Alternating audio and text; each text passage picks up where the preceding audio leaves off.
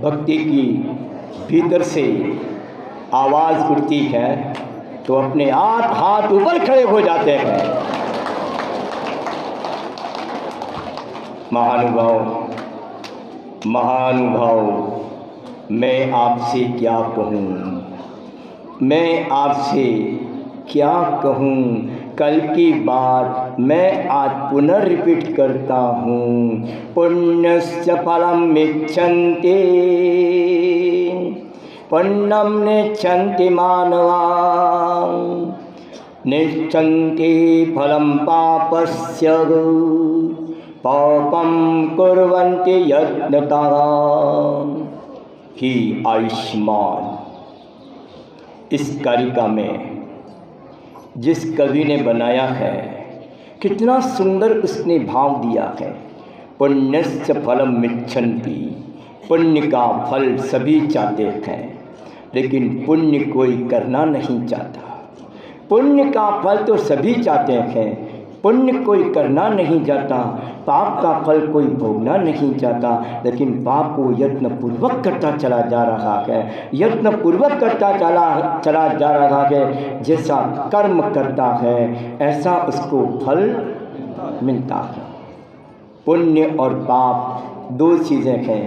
पुण्य कर्म कैसे आता है, पाप कर्म कैसे आता है। हमारे आत्मा में जो भाव उठते हैं ना, जैसे तुम्हारे भाव उठेंगे ऐसे तुम्हारी पुण्य वर्गणा आएंगी। जैसे तुम्हारे अशुभ भाव उठ रहे हैं तो पाप का बंध होगा, शुभ भाव आ रहे हैं तो आपको पुण्य का बंध होगा। आप टीवी देखते ना, शौक से देखते हैं ना, अच्छी तरह से देखते हैं। मैं टीवी का उदाहरण देना चाहता हूँ कि हमारे भाव कैसे आते हैं। उस टीवी के ऊपर एक सीरियल ऐसी आती है जिसमें मार काट, बेइज्जती, लूट पाट दृश्य दिखाया जाता है। उस समय आपके परिणाम कैसे बनेंगे बताओ। उस चित्र को देख करके, उस सीन को देख करके आपके परिणाम कैसे बनेंगे, आपके भाव कैसे बनेंगे, ऐसे ही तुम्हारे परिणाम बनेंगे। क्या बनेंगे? उस सीरियल के ऊपर हम चित्र देख रहे हैं, अश्लील चित्र देख रहे हैं। आप भी पाप के भागी हो और आपकी संतान भी पाप की भागी है, क्योंकि तुम भी देख रहे हो और अपनी संतान को भी दिखा रहे हो। तुम तो पाप के भागी हो ही, लेकिन तुम्हारी संतान भी पाप की भागी बन रही है। लेकिन उस सीरियल के ऊपर अगर संत की कथा आ रही है तो है, अगर उस सीरियल के ऊपर, उस टीवी के ऊपर मर्यादा पुरुषोत्तम राम की कथा चल रही हो, भागवत कथा चल रही हो, संत प्रवचन कर रहा हो, दिगंबर संत प्रवचन कर रहा हो, राम कथा के प्रवचन कर रहा हो, मर्यादा पुरुषोत्तम राम की कथा कर रहा हो, महावीर की कथा कर रहे हो, महाराज की कथा कर रहे हो, आप उसको सुन रहे हो ना, देख रहे हो, उससे में आपके भाव कैसे बनेंगे हैं? कैसे बनेंगे आपके भाव? अच्छे भाव बनेंगे। उस सीरियल के ऊपर आप सम्यक शिखर का चित्र देख रहे हैं, मुनि महाराज का प्रवचन सुन रहे हैं, आहार दान की विधि को देख रहे हो, संतों की वाणी को सुन रहे, प्रवचन सुन रहे हो, उस समय आपके परिणाम कैसे होंगे? उस सीरियल के ऊपर अगर राम का वन विहार दृश्य दिखाया जाता है तो आपके परिणाम कितने उज्जवल बन जाएंगे बताइएगा। उसी सीरियल के ऊपर, उसी टीवी के ऊपर अगर मुनिराज के प्रवचन आ रहे हैं, साधु के प्रवचन आ रहे हैं, आप प्रवचन सुन रहे हो, उस समय आपके भाव कैसे बन रहे हैं बताइए। आप यहाँ बैठे हुए हो, भोपालगढ़ की जन समुदाय इस जैन रत्न विद्यालय के प्रांगण में बैठा हुआ है। अभी आप प्रवचन सुन रहे हो, आपके भाव शुभ बन रहे हैं। जितनी देर आप यहाँ प्रवचन सुन रहे हो उतनी देर आपके परिणामों में बहुत विशुद्धि आती है, बहुत विशुद्धि आती है। पुण्य और पाप आता है।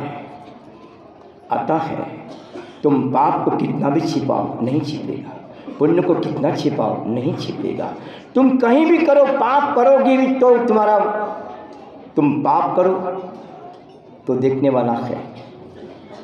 एक तो दो व्यक्ति देखते हैं, व्यक्ति नहीं, दो चीज़।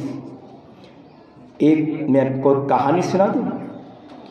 5 पांडव और कौरव अपने गुरु के पास शिक्षा लेने के लिए जा रहे थे।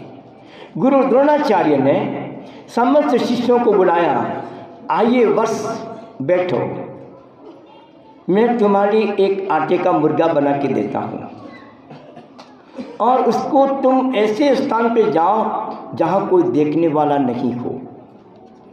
उस मुर्गे को तुमको काटना है लेकिन कोई देखने वाला नहीं हो, ऐसे स्थान पे तुम जाओ। वो जंगल में गए, बहुत दूर चले गए, पहाड़ी मिली, दोनों तरफ पहाड़ के, बीच में कोई जाने वाला नहीं, आने वाला नहीं, चिड़िया चूँ तक भी नहीं कर रही है। सोचा कि यहाँ तो कोई है ही नहीं। 5 पांडव और कौरव, बहुत अच्छी घटना है सुनना। तो वो देख रहे हैं, मुर्गे को काट दिया, लेकिन धर्मराज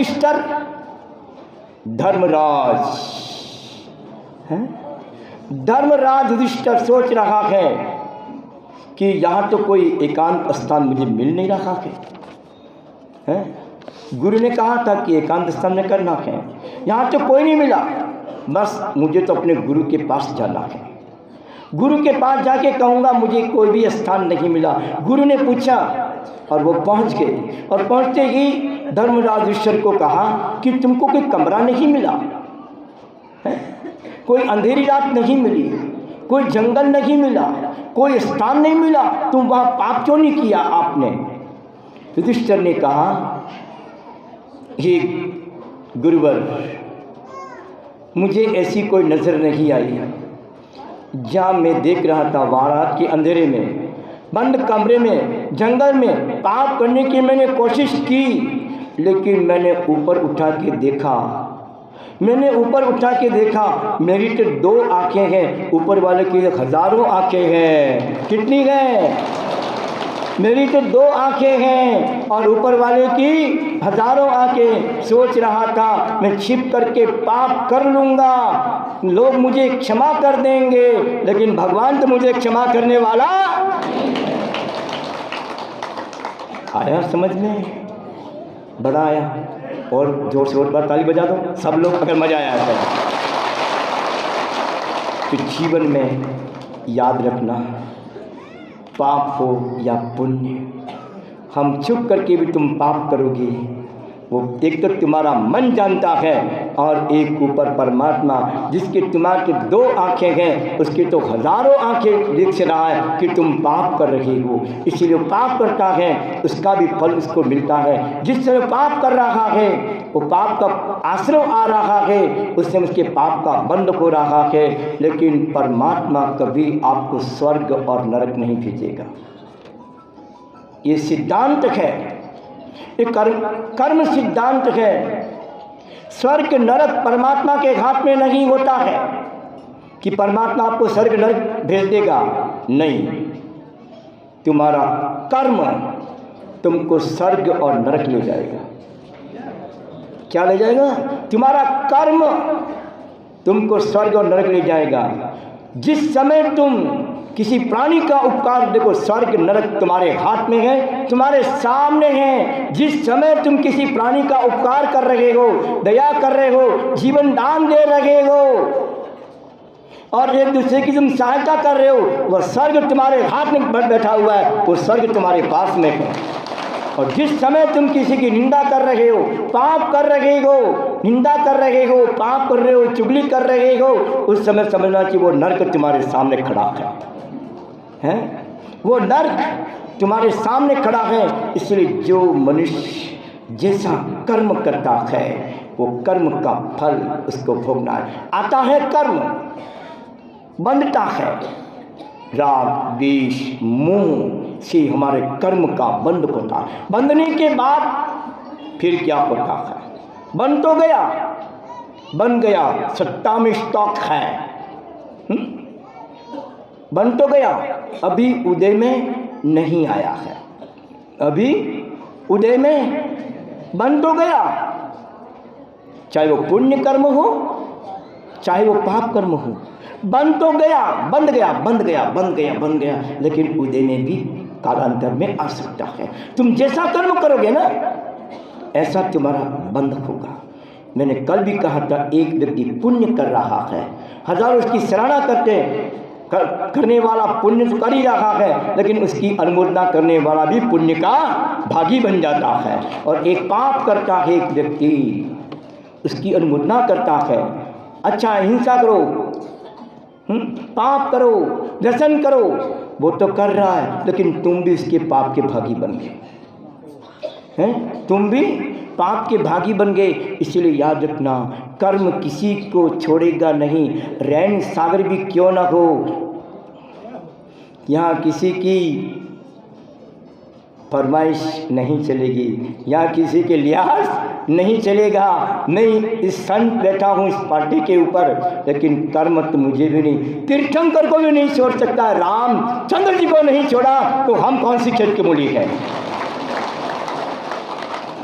कर्म का किसी का लिहाज नहीं करता, कर्म किसी का लिहाज नहीं करेगा।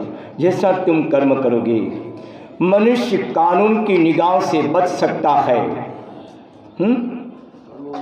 मनुष्य कानून की निगाह से मनुष्य कानून की निगाह से बच सकता है, लेकिन कर्म की निगाह से तुम बच नहीं सकते हो। मैंने भावी के अंदर, भावी नहीं तुम्हारा ये बावड़ी के अंदर में एक अच्छा दृष्टांत दिया था, जो आप लोगों ने सुना, मैं आपके सामने कह रहा हूँ कि देखिए मनुष्य कैसा कर्म करता है और कैसा उदय में आता है, वो आपको समझने का विचार करना कि कैसे बनता है, कैसा उदय में आता है। और आने के बाद, उदय में आने के बाद तुमको भोगना ही पड़ेगा।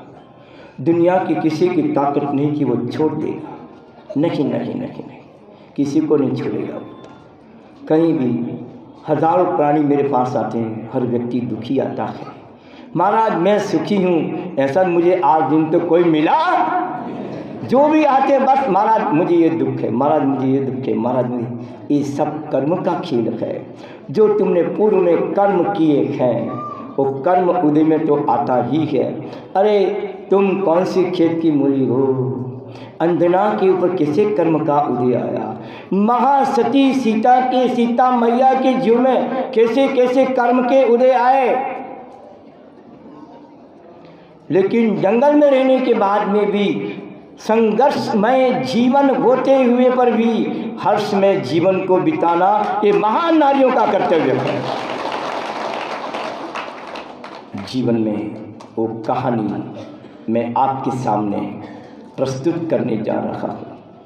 इस कहानी के बाद में मैं अपना विराम लूँगा।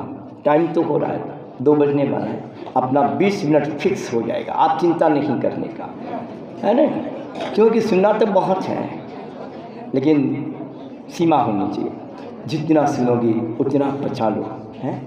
जीवन में सुनना और अपने हृदय में उतारना, हृदय गम्य करना, वो तो महान आत्माओं का काम है। इसीलिए वो कहानी मैं आपके सामने प्रस्तुत करने जा रहा हूँ। एक वृक्ष था, उस वृक्ष के ऊपर एक कौवा रहता था। सायंकाल का समय था, अंधेरी हो रही थी। अंधेरी हो रही थी, एक हंस और हंसनी का जोड़ा उड़ते घूमते उस वृक्ष पे आया और शाम हो गई थी, रात बितानी थी। हंस और हंसी ने कहा कि हमको रात यहाँ बितानी है। कौवे से कहा कि रात हमको यहाँ बितानी है, रात हमको यहाँ बितानी है। ठीक है, रहो। हंस हंसनी रात को विश्राम कर रहे थे, लेकिन कौवे की आंख बिगड़ गई। किसकी आंख बिगड़ गई? उस हंसनी को देख करके उस कौवे की आंख बिगड़ गई। सबसे पहले आंख बिगड़ती है, ये आंख बहुत बिगड़ती है। आंख बिगड़ती है तो अगले जन्म में इसको कौवा बनना पड़ेगा, याद रख लेने का। क्या बनना पड़ेगा? हाँ, पहले आंख बिगड़ती है। आंख बिगड़ती है तो मन, हैं, आँख बिगड़ती है, आँख से पाप करता है तो अगले जन्म इसको कौवा बनना पड़ेगा। काम आँख में पहले आती है, उसके बाद फिर मन आता है। यदि मन को पवित्र रखना है, मन को स्वच्छ रखना है, मन को निर्मल रखना है तो आँख नहीं बिगड़नी चाहिए। आँख बिगड़ती है तो मन बिगड़ता है, मन बिगड़ता है तो वाणी बिगड़ती है, और वाणी बिगड़ती है तो व्यवहार बिगड़ता है, और व्यवहार बिगड़ता सारा जीवन बर्बाद हो जाता है। रावण की आँख बिगड़ी, रावण का मन बिगड़ा, सीता का अपहरण किया, उसकी वाणी बिगड़ी, उसका जीवन बिगड़ गया, इतना जीवन बिगड़ गया, हजारों साल गुजर गए, लेकिन कोई भी माँ अपने बेटे का नाम रावण रखना नहीं चाहती। माँ चाहती है मैं अपने बेटे का नाम राम रखूं, कृष्ण रखूं, कोई भी माँ ये नहीं चाहती मैं अपने बेटे का नाम रावण रखूं। कौवे की आँख बिगड़ गई, कौवे की आँख बिगड़ गई। प्रातःकाल हुआ,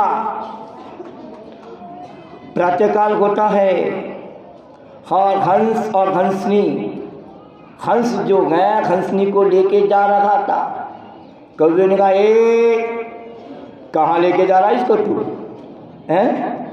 एक हंसनी तो मेरी है, तेरी कहाँ से आ गई? हैं? ये हंसनी तो मेरी है, तुम्हारी कहाँ से आ गई? हंस और कौवे के अंदर विवाद हुआ। विवाद चलते चलते चलते चलते यह विवाद हाई कोर्ट में गया, फैसला नहीं हुआ तो सुप्रीम कोर्ट में चला गया। कहाँ गया? सुप्रीम कोर्ट कहाँ है? दिल्ली में है। वो सुप्रीम कोर्ट में गया और कौवा बहुत चालाक था, बड़ा बदमाश था वो, है बड़ा चालाक था। उसने न्यायाधीश से पहले मिल गया, देख न्याय मेरे पक्ष में करना हो। क्या कहा उसने? न्याय जो है मेरे पक्ष में करना, मैं तेरे मृतक माता पिता को मिला दूंगा।